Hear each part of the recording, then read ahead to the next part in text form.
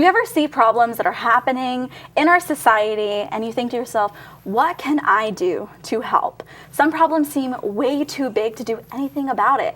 And one of those problems is homelessness. Today's guest, Sarah Nylen, is here to share how she's been a part of the ministry called Gathering In through her church, Life Community, in Roseville, and how she's been able to impact the lives of others. Even if it seems like a small way, she's making a big impact. So sit back and be inspired. Thank you so much for being on the show with us, Sarah. Thank you for inviting me. I'm so happy to be back in Calaveras County. Me too. Me too. I've been living in the city for a little bit, and I actually got to meet her at Life Community Church, and I don't know what she was thinking when I met her, but I was excited. You were just this ball of energy that walked up, and we're super excited to be involved, so I loved it. Oh, man, when I saw you up on stage talking about homelessness and the part that you're having in this huge problem, it was very, very inspiring. Because problems like that, you think, what can I do, right? And seeing this ministry that's taking place, I want to shed light that there are people out there who are doing things to get things done. Could you tell us a little bit about what Gathering In is? Yeah, absolutely. I love to share this. Gathering In is an organization, a non-for-profit organization that is set up in Roseville. They have a facility in Old Roseville, and then they also have a second facility up in Auburn. Their facility in Auburn is a stay facility, so you actually can stay on campus. That's where you sleep, that's where you eat, that's where everything, you're housed there.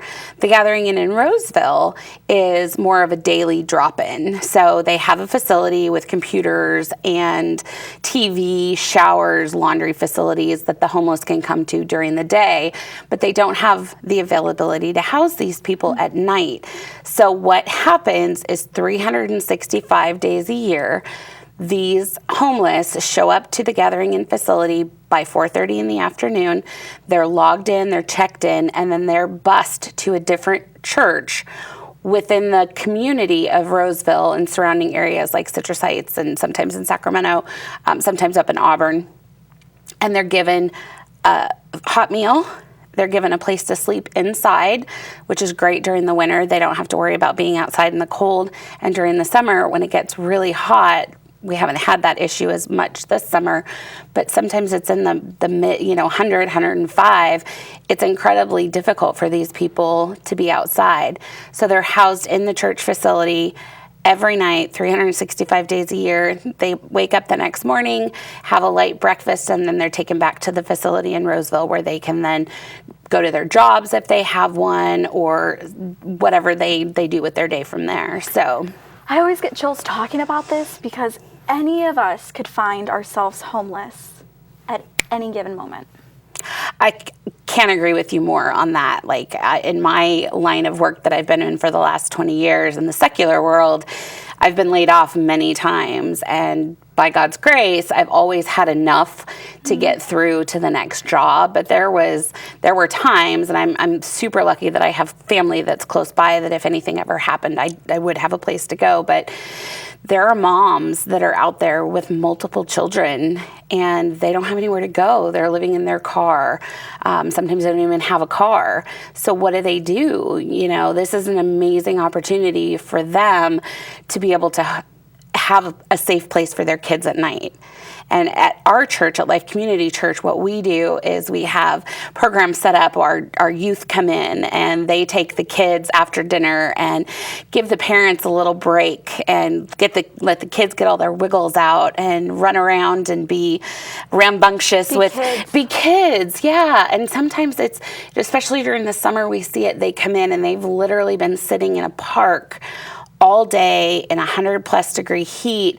They get off the bus and they're literally, there's nothing left. They're like zombies because they've been out in the heat all day. So they're in an air-conditioned building and they can run around and be crazy with our teenagers and, give the parents time to go to the clothing closet and find, whatever they might need within clothing, and they get the essentials and all of that. So then when they are out the next day, and we always try to make it a little bit fun. We play a movie for them. So we'll pull up a movie on Netflix and put it on our big screen. Things that you would normally do. Yes, and things that they don't have an opportunity to do. Or things that they're used to doing. Right, and that have changed. So for us, it's a huge I tell them all the time, I feel like if it's more of a blessing for us than it is for them. We tend to see the same people a lot, and that's what we were talking about on Sunday, is that you get these people in here and you get to know their faces, you get to know their names. They have very strict rules about,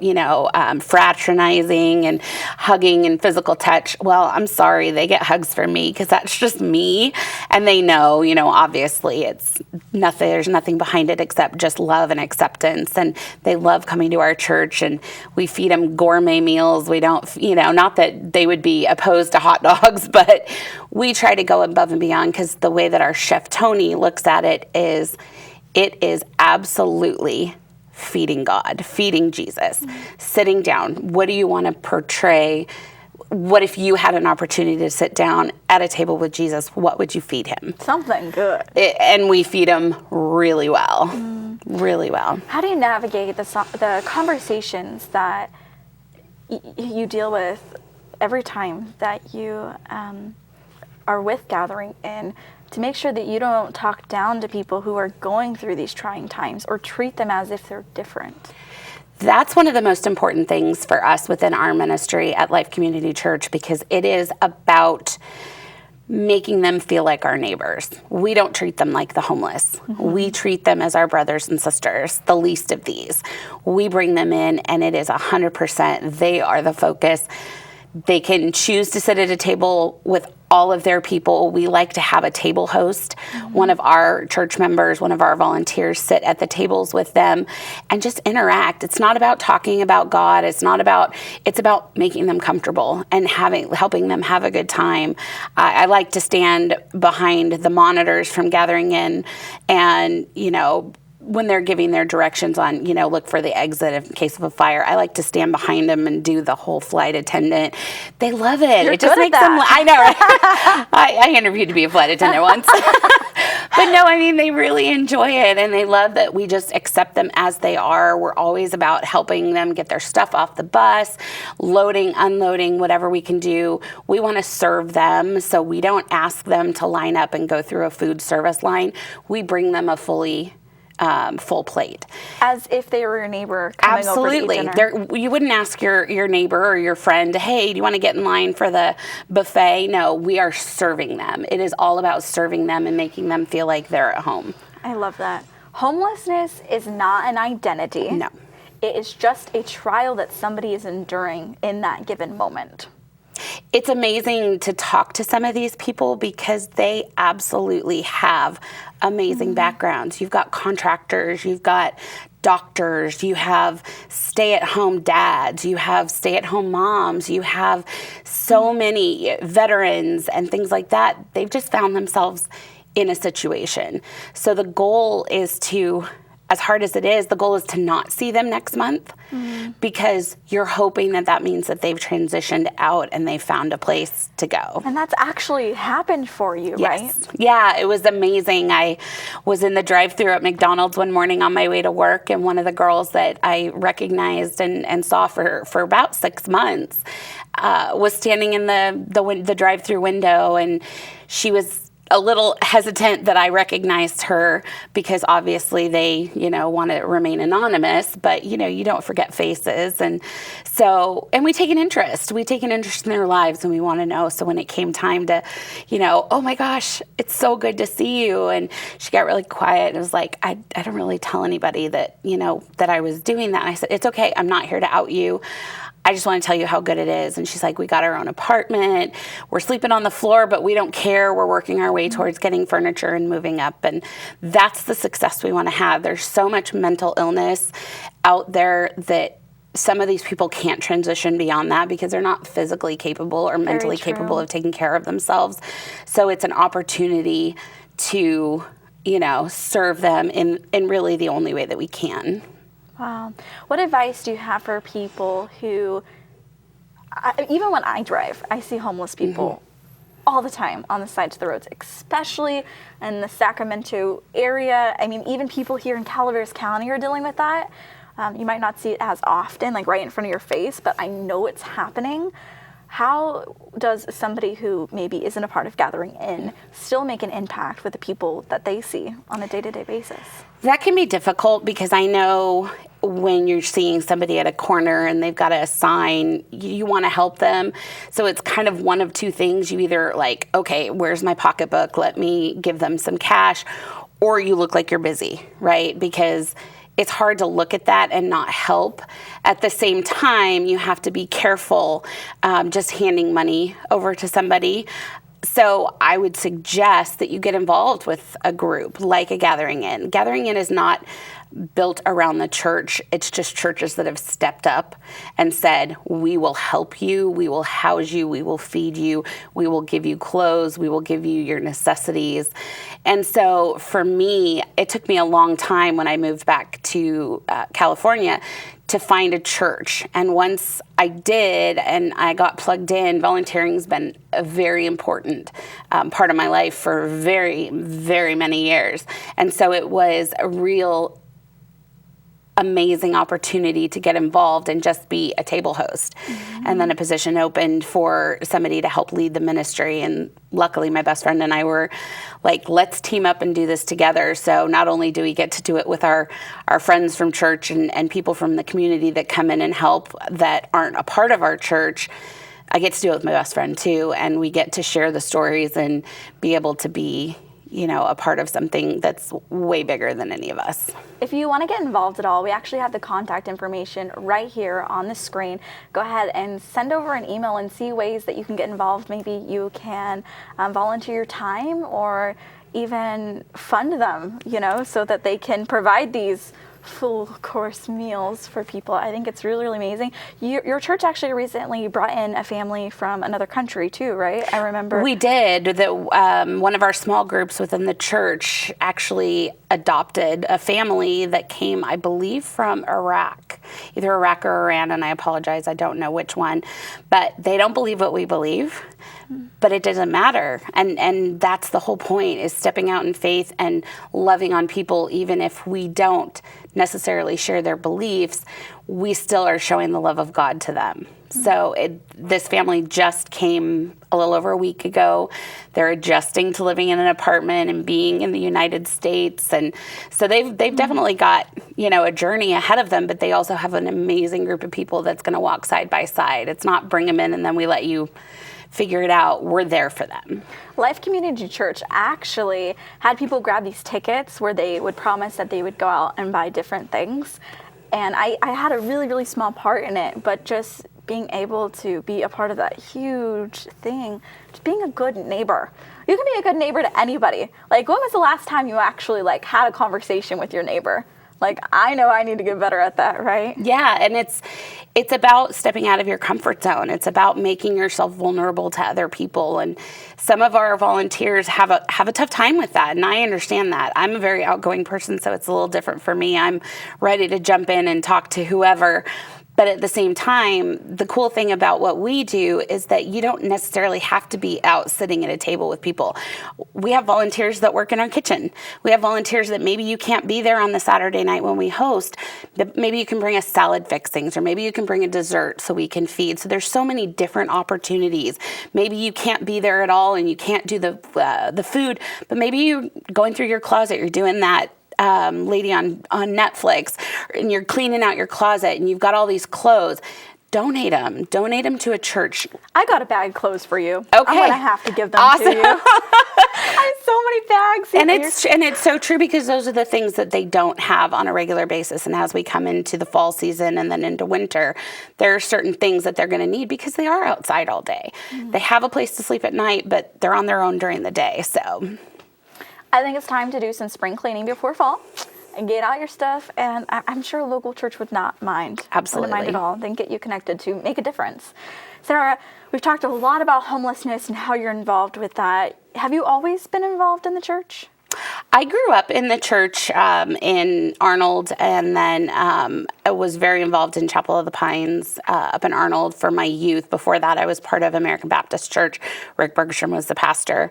So I became involved in Chapel in the Pines in my high school years, and then continued when I was in college for 2 years at Columbia. I was part of the college leader for the youth group, and got to go on the missions trips and all that. It's always been something that's been very close to my heart. And then I was given an opportunity to move to Colorado and became part of a huge church out there. So going from a small church in Arnold to a huge 30,000 seat church in Colorado was quite interesting, but I had an amazing group of friends. I lived out there on my own, so I had friends that became family. I never spent a holiday alone, and they were all connected through the church. And they had an amazing young adults church called The Next Level that I became a part of, and I was the leader of the encouragement team. I'm lucky that I know what my spiritual gift is, and it's encouragement. And so, yeah, just being able to be a part of that, and then realizing that I needed to come home, it was a struggle. It was a struggle to find the right fit for me, the right church for me. Kind of bounced around. I've had a lot of different places that I've lived within the Sacramento area since I've been back. So, but once I was plugged into life, that was kind of it for me. So. The moral of the story here is be kind to one another. Absolutely. Sometimes it's just a smile. That's all it takes. Somebody's having a rotten day and you can see it on their face. And so, even if it's just driving by them in a car, they look over at you, you notice they look and give them a smile. Maybe that changes their whole perception. It's the simple things. I've been challenged myself. People ask you how you are. Yeah. Gotten into the habit over the years of always saying, I'm great, I'm good, everything's wonderful, even though when sometimes it's not, right? Yes. And recently, I've been challenging myself to be more transparent. I ran into this janitor in the bathroom, and she said, how are you? And I said, I'm good. And then immediately I felt convicted, turned around and said, okay, I just lied to you. I'm actually really tired. And I asked her how she was, and she began to tell me that her grandma stopped breathing and now she's in a coma. And just being transparent with people and being kind and asking them how they are and actually caring how they are was a big thing that I've been trying to do recently. That's amazing, because I think one thing that we do is we listen, but we don't hear people. So when you stopped and you asked her, you took the time to stop and actually listen, so much that it stuck with you that you could relay that story. Mm-hmm. Most of us go, oh, hey, how you doing today? And they're like, oh, okay. And you're like, all right, moving on. So to actually take the time to stop and remind ourselves that it's also okay not to be okay sometimes. Yes. It's okay to have a bad day. Yes. At the end of the day, we put our faith in God that tomorrow's going to be a better day. That's what we had. That's the joy that we have in our lives, that we know we can cast our cares upon Him, and the next day, hopefully we'll wake up with a new perspective. Absolutely. Also, praying for people when you say you're going to pray for people. That is a big one for me. When I say it, sometimes I've just got into the habit of pressing the voice record. If they say, hey, can you pray for me? I don't even say, oh, sure, yeah, I will. I press the voice record, just say it, done with it, did it, good to go, right? That's brilliant. That's really smart, because I think we do that especially on Facebook and text messages. People will ask us, hey, can you pray for whatever situation they're going? And we push the little emoji, the little praying emoji. And then do we really stop and do it? And I think that's a huge piece that most of us miss in our lives. We have the best intentions, but we don't actually follow through on those intentions. And it's kind of a void then. Mm-hmm. Keeping yourself accountable is a huge thing. Even the Bible app has been really great. Yeah, I love it. It's a little weird to pull out your phone during church, but it's really easy to find that. It is. My phone, it notifies me every day of a verse of the day, and it just makes reading the Word so much easier. Yeah, absolutely. Exactly. Where have people stepped up in your journey of life when you were going through hard times? Did you also experience the kindness from other people? I have. I've been really lucky in my life to be surrounded by amazing people who stepped in that gap when I was going through a difficult time. It's easy to get down, especially if you're laid off of a job or, a family member. I've had a lot of loss in my life, and just knowing that there are people that will step up and kind of stand in the gap for you and be your support and be your strength when maybe you can't be, or remind you that you are worth a lot, and that you are a good person, and that you're helpful, and that you're doing good, and all these things, because we get so down on ourselves personally. It's easy to look in the mirror and see one thing, but it's not necessarily what somebody else sees. So it's nice to have those people that are, some are through church, some are not. And I think it's almost as fulfilling to see people that you don't know of as Christians that are willing to step in, because then you can hopefully have that opportunity to turn around and give that back to them and show them the love of God, which will hopefully convince them that, this is the path that they want to take. Powerful words, Sarah. When you give back to others, it does come back to you. Yeah, absolutely. And you also mentioned that identity is a huge thing. We get so attached to the titles that this world gives us, whether that's a TV host or a ministry leader or a pastor, whatever it may be. And when those titles are stripped away from us, we feel as if we lost a piece of ourselves. How do people navigate that? You've lost jobs yourself. What is that like? I recently went through a situation like that, and it's difficult. It's very, very challenging. It can be devastating. When you put your heart and soul into something and you feel like somebody else doesn't recognize that, or they had to make a decision that was best for them, that obviously it's not best for you. It can be very demoralizing. It can take away your self-esteem. One of the layoffs that I had, I fell into a deep depression, and it was a struggle to get out of it, but I had to realize that just because they didn't see my value doesn't mean I don't still have value. Amen. Amen. So it's just finding it. You have to go back internally and find that strength and find that value within yourself to make sure that you're portraying, you want to stand tall, you want to stand firm, whether you see it or not, I know I have value. How do you also deal with that in the way that you see yourself, even when it doesn't come to titles? We scroll through Instagram and social media, and we see all these people who are portraying this picture-perfect life, and I'm sick of that, guys. If you look at my Instagram, I'm really trying to be a lot more transparent and real, because life ain't that perfect. Even Jesus said life ain't gonna always be easy, but I will be there by your side. How do you deal with constantly seeing these people with picture-perfect lives, and how do you navigate that? 'Cause that's huge. It's a struggle. I've struggled with self-esteem my whole life, and it's weird to quote this, but there's a line in the movie Pretty Woman that is like, I always go back to when I'm feeling down or whatever, and Richard Gere's character asked her something, and she said, but the bad stuff's easier to believe. And I think that's so true, because I think it's hard. We have a hard time seeing our own value, seeing our own worth. We look in the mirror and we see our flaws, and other people see our insides. They see our spirit. They see more than just skin deep, but it's hard to turn that on ourselves and see that within us. Mm-hmm. So it's a struggle. I am absolutely, a body conscious person that, I even trying to get ready for this today, it's like, should I wear all black? Because I know the camera's going to, add pounds. And, you just have to be yourself and let your light shine through. And if somebody doesn't appreciate your value, that's their loss, not yours. Truth. It can be extremely difficult. Something I always try to remind myself is that when you're feeling that way, you have to remind yourself that other people are also feeling that way. Because it's not just you. People aren't going to admit that they're feeling that way, but they are. Even like the celebrities that you see that feel like they all have it put together, like they still deal with that too. Like it's a thing that everybody deals with. And I think that's the most important thing to remember, is that it's not just you going through that at that time, and whatever comes of it, they've got flaws too. They have pictures of them show up in catalogs that aren't, or magazines that aren't flattering, and at least we don't have that. So on the good side, somebody posts a bad picture of you on Facebook, you untag yourself, so you're like, hey, can you take that one down? But I believe you should be out there and be real and put yourself in the best way that you can. And if somebody doesn't like it, like I said, again, that's their problem. Now you may be asking yourselves, like, how does this tie into homelessness? And I think it relates because we can always relate to somebody on some sort of level. Even people who you're like, oh, I could never. Yes, you have a lot in common.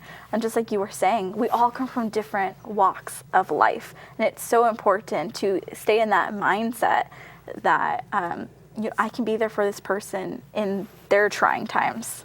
And I think that's what we have to remind ourselves when we do stuff. I feel like we get so much more out of it than they do. They get to come in and have a meal and, sit down in air conditioning.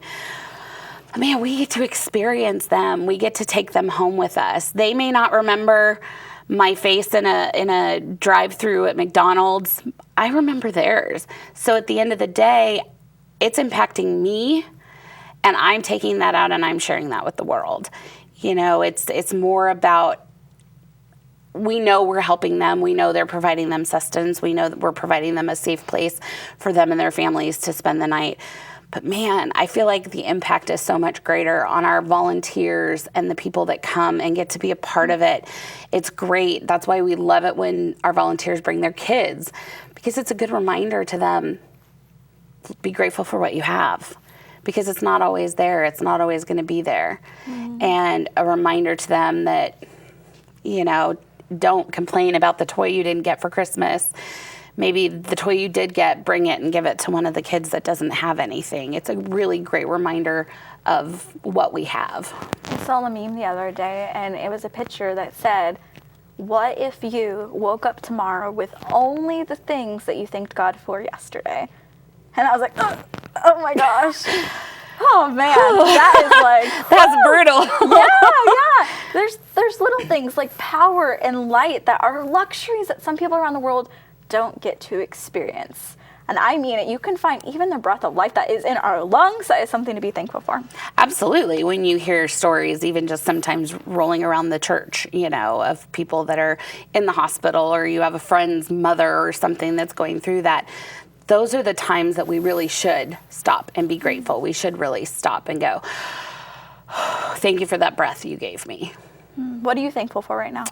I'm thankful for all of the challenges that I have. I'm super thankful for the ministry that I get to be a part of, for the church that I get to be a part of, for my family and my friends that keep me going, every day. I have a bad day, I've always got somebody to turn to, and, and then I'm just so grateful that God forgives me every day for all of my faults. That's the best gift. Actually, I heard it in church the other day. It said, you can't take forgiveness. You can receive it, because you can't take a gift. You can receive it. And I was like, oh my gosh, it's so true. Pastor Kyle's awesome. Yeah, he is. Yeah, he is. If you're ever in the Roseville area, go to Life Community Church. Get involved. Clean out your closets, guys. Thank you so much for sharing your testimony, Sarah. Thank you very much for having me. Of course, of course. If it wasn't people for Sarah sharing their stories, Shasta's journey would not be possible. Go to shastajourney.com, share stories of how your faith has impacted the trials and tribulations that you've been through to get to where you are today. And I hope that you got so much out of Sarah's story. I want you to know that every moment counts. Life is precious. Use every moment like it's your last and impact the people around you. Be a good person, be a good neighbor, whether you're helping with homelessness or sex trafficking or whatever it may be. Just get involved and really do your best to use your time wisely. Have a good day, guys. God bless.